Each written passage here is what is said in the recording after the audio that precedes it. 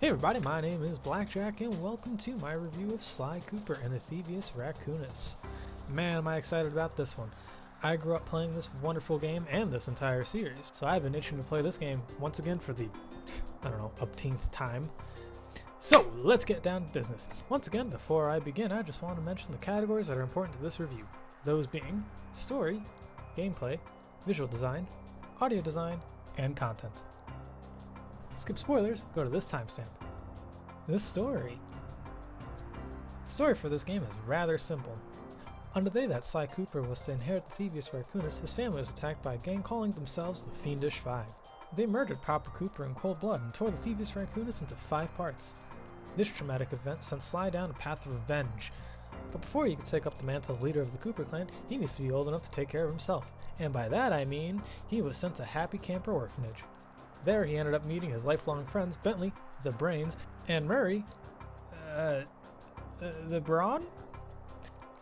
Together they set out all over the world stealing from master criminals until the day Sly decided he was ready to go after the Fiendish Five. First stop was to steal from Interpol's numero uno cop lady, Carmelita Montoya Fox. Sly needed to grab his case file to get information on those who did his family wrong. Everything goes well, and Sly and the gang set out to the Welsh Triangle, where their first target is Sir Raleigh the Frog. Raleigh, being the machinist of the group, built a large blimp that created horrible storm conditions that he used to sink many ships in the area, and plundering them. After Sly swiftly defeats Raleigh,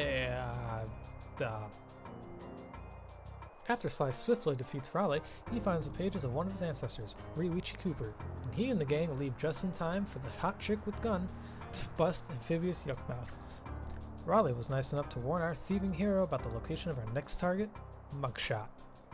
Mugshot went to Mesa City in Utah in hopes of having an enormous gambling empire. However, in doing so, he ended up making every resident in Mesa City leave, making so that the only ones around are the part of his gang.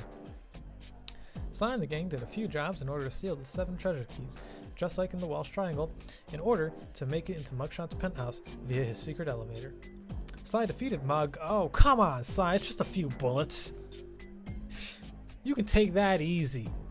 Yeah, like that. After Mugshot was burnt to a crisp by Sly, he found the pages of the Thievius Raccoonus that belonged to Tennessee Kid Cooper. Before being collared by the hot stuff with a badge, our canine criminal tells Sly the location of one Ms. Ruby. After receiving the information from the baby-legged baddie, the gang head out to Haiti in order to find and defeat Miss Ruby. Her plan was to build a large undead army using her voodoo magic to wreak havoc on those who treated her horribly as a child.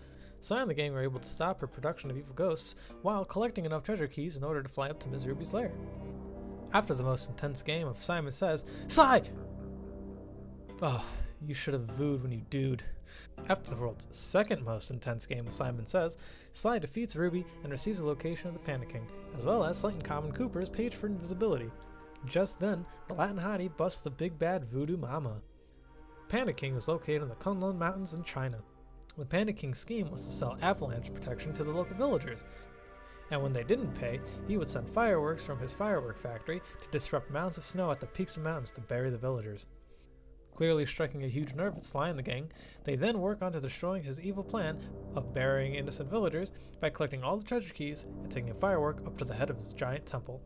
Sly and Panda King have the most glorious of battles, but alas, the Panda King had a heart attack last second and was unable to tell Sly the location of the final target.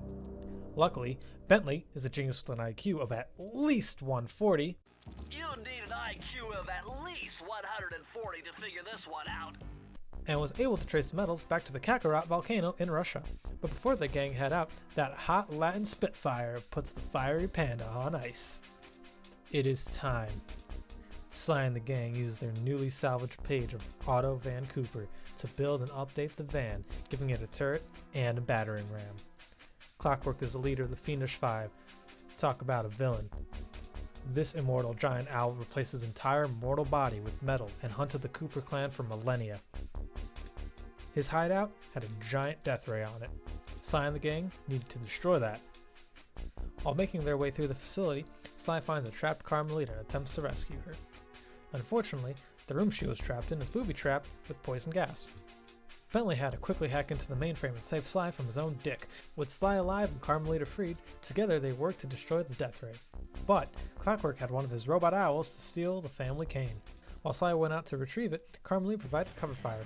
Next stop was the jetpack that belonged to Carmelita, which just so happened to be on top of the sinking death ray. Clockwork rose from the lava, ready for battle. His final opponent was the titular thief, Sly, with the help from his best pals Bentley and Murray, and his new best cop lady friend, Carmelita. After a long-fought battle, the two of them take down Clockwork. After the hard-fought battle, Sly gets a 10-second head start to escape from his no longer best friend cop lady, but instead of taking the time to escape, he instead times out. He gives our fearless cop lady the most suave kiss a furry can hope for. Using it as a classic misdirection trick to tie the mark down onto a railing using her own handcuffs, he then escaped, leaving an angry Carmelita behind. The characters. Let's start with the main man, Sly Cooper. He's voiced by Kevin Miller. I don't think I can hear anyone else play Sly other than Kevin Miller. His performance of Sly is very well done. Sly's a suave, cunning, smart, and he's got a vocabulary that will cut you if you piss him off. While you're just a frustrated firework artist turned homicidal pyromaniac. He's a very memorable lead, played by a great voice actor. Next up is my favorite character in the group. Maybe not in this game, but in the series as a whole. Murray. He's played by Chris Murphy. This isn't my favorite performance as Murray, but it fits his cowardly-like character. Although, I prefer the thunder-flopping, goon-throwing, merc-punching, bombastic character that is the Murray. In this game, Murray is more cowardly, but he wants to be cool and nimble just like Sly. But he can't do that due to his size and general not being slyness that he has going for him. Although, seeing Murray grow through this series is quite something, and I hope I get to share that with you guys one of these days. Last, but certainly not least, is my favorite bookworm, Bentley. He's played by Matt Olson. And Matt gave us such a strange performance as Bentley, and honestly, I wouldn't have it any other way. The voice he gave Bentley is so memorable, and the lines they gave him are just really funny, especially when they're being played off the sarcastic replies from Sly, and vice versa. Bentley is another character that just gets better and better as the series goes on. The other semi-protagonist in this story is Carmelita Fox, who's played by Roxana Ortega. She has a solid performance as the character. However, I'm not sure if I'd say she's my favorite actress to play Carmelita. Maybe it has to do with the cartoony nature of this game. I don't know, but I do think her voice and performance fits the character really well though. I'm not saying she's a bad actress, but I just prefer a little more serious Carmelita. I don't know, maybe that's just me. Her character is rather well done though. I just wish that she had a little more screen time and some more interactions with Sly. I like that the romance between the two has this right versus wrong dynamic to it. It seems like Carmelita really does want to be with Sly, but since she's a cop and Sly's a master criminal, it just won't work. Now that that's over with, let's talk about the villains. Let's go in order, starting things off with Sir Raleigh the Frog. He's played by David Scully. David, I think, plays Raleigh rather straight. I mean, he is playing a highly intelligent machinist pirate, and what kind of nonsense is even that? Dude, that's the kind of thing I love seeing in any media, and Scully gives it a delightfully cocky, menacing performance. There were hints of madness coming out when he was yelling at Sly and at the workers for not getting 100 ships. Honestly, I just wish there was a little more time with Raleigh. My favorite thing, though, is that croak when you beat him. Next up is Mr. Muscle Milk Muckshot. He's played by Kevin Blackton. I think this was the second best performance on the villain side. I loved what Kevin Blackton did with this character. That definitely is one of the most memorable characters in the series. Muckshot has some of the most memorable lines in his short appearance from this game. My favorites being Thievius Raccoonus. You're a Cooper? You know that Thievius Raccoonus had a lot of nice pictures, but way too many big words. And the other being, I feel transgressed and violated. You break into my place, steal my stuff, trash the joint. I feel transgressed and violated. Let's rock. I love Muckshot, I love Kevin Blackton as Muckshot, and I hate his hard-ass boss fight.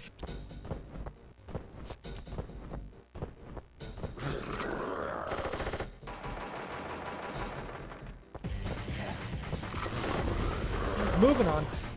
If it weren't for her hella fun boss fight, Ms. Ruby would not be a very memorable antagonist.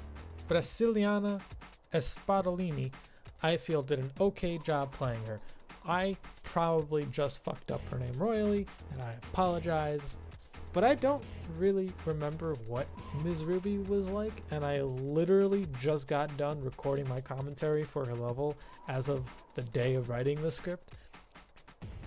I don't think it's her fault or anything, but I'm not going to make excuses for an otherwise weak performance as Ms. Ruby. I think maybe it would help her character in the performance if she had maybe one more appearance in her level, just to flesh out what she's like. The final result didn't scream out voodoo witch who wants to take over Mexico with the horde of the undead to me, although I did like that one intercom part where she's talking directly to Sly. Hey there, Sly Cooper! That's right, I know you're here. I've seen it in the stars. It's all over my tea leaves. I'm in your mind, raccoon. I know your game. You better run for it, or me and my voodoo children are gonna sign you up for an eternity of soulless servitude. I just wish there was maybe like one more of those towards the end. Panda King is by far my favorite boss in this game. Maybe in this entire series. Like, I'm not gonna lie to you. He's also played by Kevin Blackton, who gave Panda King a very relaxed voice. And I think it suits his character really well. But that subtle inflection in his voice when he was disrespected by Sly was very well done. It went from calm and understanding to a more strict parental type inflection. Insolent child, you shall pay dearly for your disrespect. And again, I think it worked very well. Love Panda King, love that boss fight. Kevin Blackton, good voice actor. One fiery wheel, booming chop, and a pair of palms of thunder later, and we come down to the big bad Clockwork. Ross Douglas played this part super well. I loved his performance as the hateful, undying Clockwork. His performance was greatly amplified with that voice modulator that they edited in to sound more robotic. And if they didn't run it through a voice modulator, then Ross Douglas is a fantastic actor. Apparently, he was also uncredited in the first game, which is a shame. Those are my thoughts on the characters. Let me know what your thoughts are on them. The gameplay. Gameplay is perhaps the most important thing in a video game. It's what makes it a game and not an overly long movie after all. So, how was the gameplay in Sly Cooper and the Thievius Raccoonus? It's actually not that bad. I mean, certainly could be improved. My significant other kind of put it in an interesting way. She said the game was very doughy feeling. I don't think that's how maybe I would put it necessarily, but I think I understand what she meant. For me, the game is a little stiff, but it's not uncontrollable. Sly has a very lightweight feel about him, and he has like a semi-floaty jump that can become a double jump. And then he can pick up speed rather quickly, like if he falls from a long enough distance. Sly actually has a good mid-ranged attack. It's a simple 2-hit attack, but you only need to connect one of them to kill every enemy in this game, except for that one swamp guy who takes up to 3 hits. But even they technically take 1 hit to kill. It's just that they split into 2, then die in 1 more hit. For a 3D platformer, this game has some pretty interesting level design. Levels include the need to run, jump, and use your special Master Thief skills to progress throughout the 5 worlds. This game has a variety of non-platforming levels as well. Those levels include twin-stick shooters, races, and first-person shooters. And even a few minigame-like levels where you have to light torches on fire or kill a certain amount of chickens. These levels offer a good challenge and varied gameplay. It tends to keep things fresh. If you're starting to get bored of dodging enemies and platforming, that is. Among each of the platforming levels, there are a number of clue bottles to collect. If you collect them all in a given level, you'll be able to open the safe that can also be found within each level. These saves contain a page from the Thievius Raccoonus. These pages teach Sly special techniques that were passed down from his ancestors. These can range from being immune to drowning and falling off cliffs to manipulating time itself. Some moves allow Sly to roll up into a ball or a forward dive, and some pages even allow you to find the bottles and breakable objects in the given level. or world rather. The last bit of gameplay is the Master Thief sprints. These are very strict, very difficult time trials. They can only be found in each of the platforming levels once they have been completed. The only platforming levels these time trials don't appear in are the ones in the final world. Visual design. I find this game to look really well for an early PS2 game. It has a very recognizable look to it, especially that cel-shaded look and those beautifully detailed backgrounds. I especially love the palette of colors chosen for this game. Everything pops really nicely off of each other.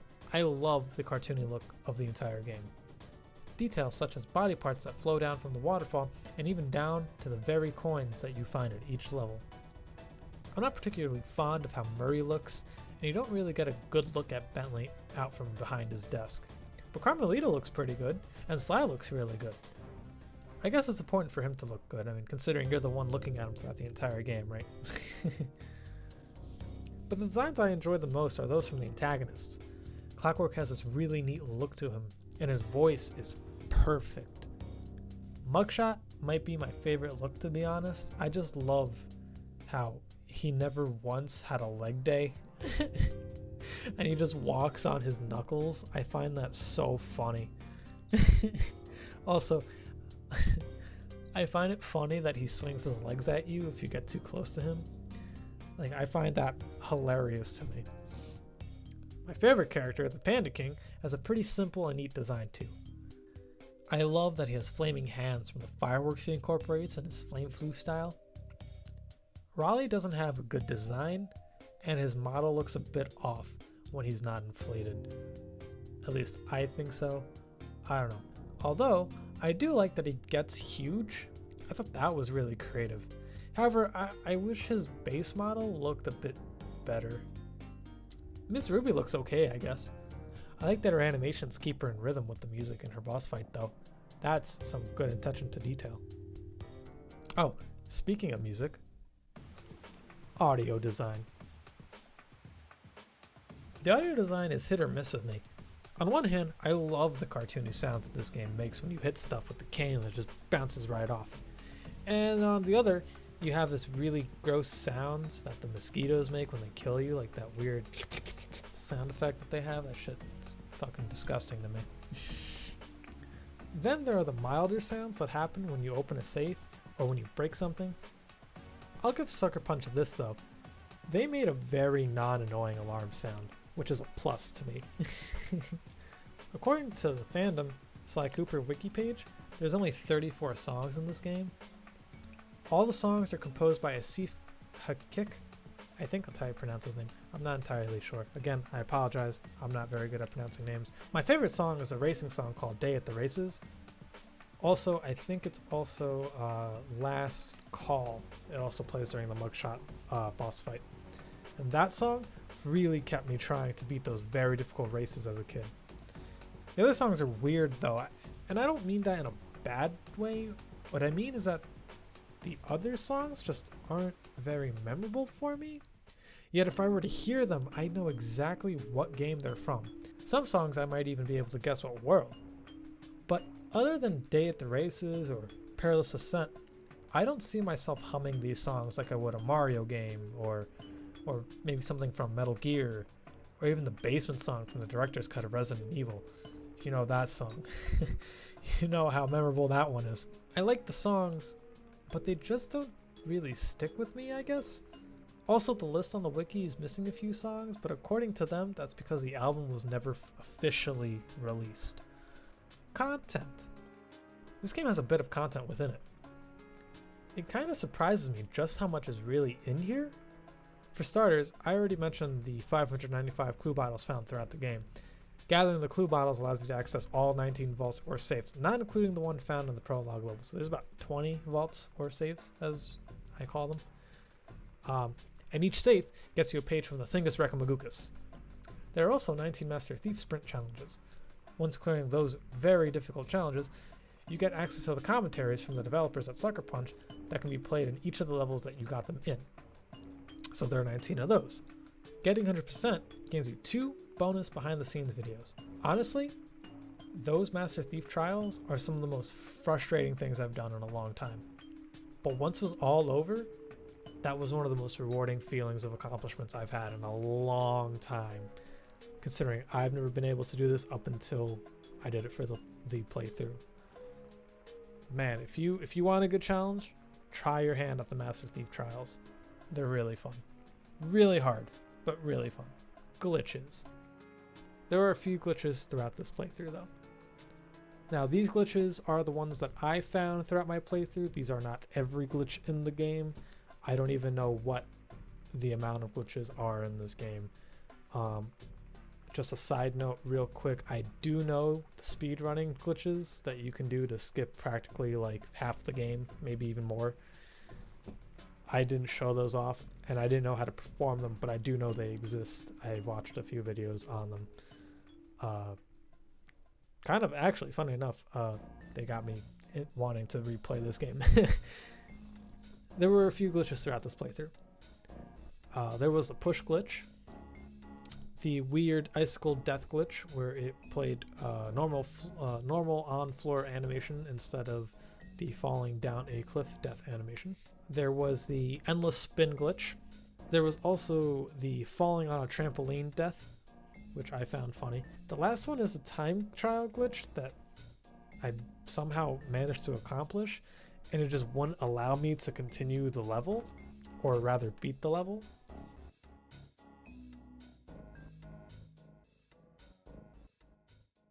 Conclusion.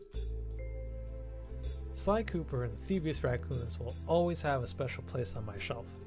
Right next to Sly 2, because I'm not an animal and I alphabetize my shelf of games. No, but seriously, this is a game that I kept coming back to after all these years of playing it. I don't think this is the best game ever or anything, but what this game lacks in controls or earworms, it more than makes up its faults with the amount of charm this game has. It's an incredibly well-written game with great characters and a decent story to tell. I love this game and this series for that matter. And with that, I'm going to give this game a 7 out of 10. If you haven't played this one, I would recommend playing through it. Thank you guys for watching, and I'll see you for the next game.